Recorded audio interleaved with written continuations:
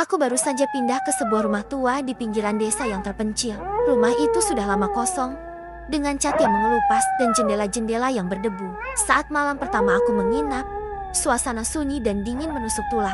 Aku merasa ada sesuatu yang berbeda, sesuatu yang tidak bisa dijelaskan dengan akal sehat.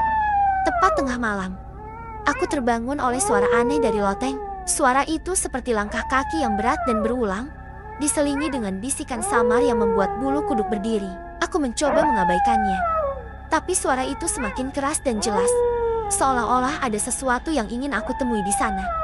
Dengan hati-hati, aku naik ke loteng menggunakan tangga kayu yang berderit. Setiap langkah terasa berat dan penuh ketegangan. Di sana, aku menemukan sebuah kotak kayu tua yang terkunci rapat. Suara-suara itu semakin jelas, seolah-olah berasal dari dalam kotak tersebut. Aku berhasil membuka kotak itu dan menemukan sebuah benda antik yang berlapis debu dan berlumut. Benda itu berbentuk seperti patung kecil dengan simbol aneh yang tidak aku mengerti.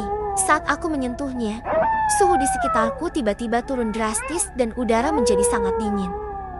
Sejak malam itu, aku mulai melihat bayangan hitam yang mengikuti setiap langkahku. Bayangan itu tidak pernah jelas, tapi selalu ada di sudut mataku. Aku merasa diawasi dan tidak pernah sendiri di rumah itu. Malam berikutnya, aku bermimpi buruk tentang masa lalu rumah itu. Dalam mimpiku, aku melihat sosok wanita dengan wajah penuh luka dan mata kosong yang menjerit tanpa suara. Dia tampak terperangkap dan ingin meminta pertolongan. Keesokan harinya, aku bertemu dengan penduduk desa yang memperingatkanku agar tidak membuka loteng dan tidak mengganggu benda-benda di dalam rumah. Mereka bercerita tentang kutukan yang menimpa rumah itu dan roh jahat yang tidak bisa diusir. Namun, rasa penasaran mengalahkan ketakutanku. Aku memutuskan untuk membuka pintu loteng sepenuhnya. Saat pintu terbuka, cahaya merah menyala keluar dari dalam dan suara bisikan berubah menjadi teriakan yang menusuk telinga. Setelah membuka loteng, teror semakin menjadi jeti. Benda misterius yang aku temukan menghilang tanpa jejak dan rumah mulai terasa seperti hidup dengan dinding yang berbisik dan lantai yang bergetar. Aku menemukan sebuah buku harian tua yang tersembunyi di balik papan kayu di loteng.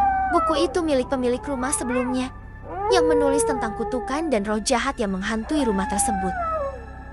Isi buku mengungkapkan bahwa rumah itu dikutuk oleh seorang dukun jahat yang mati dengan dendam. Kutukan itu membuat roh jahat terperangkap dan terus mengganggu siapa saja yang tinggal di sana.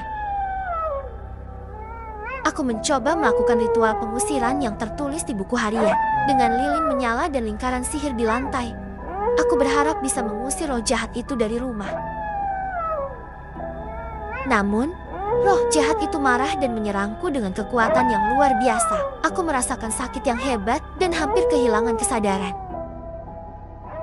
Saat aku hampir menyerah, penduduk desa datang membawa benda suci seperti salib dan air suci. Mereka membantu mengusir roh jahat itu dengan doa dan kekuatan spiritual. Roh jahat akhirnya pergi dan rumah kembali tenang. Namun, aku masih melihat bayangan samar di jendela saat pagi tiba, tanda bahwa kutukan itu belum benar-benar hilang.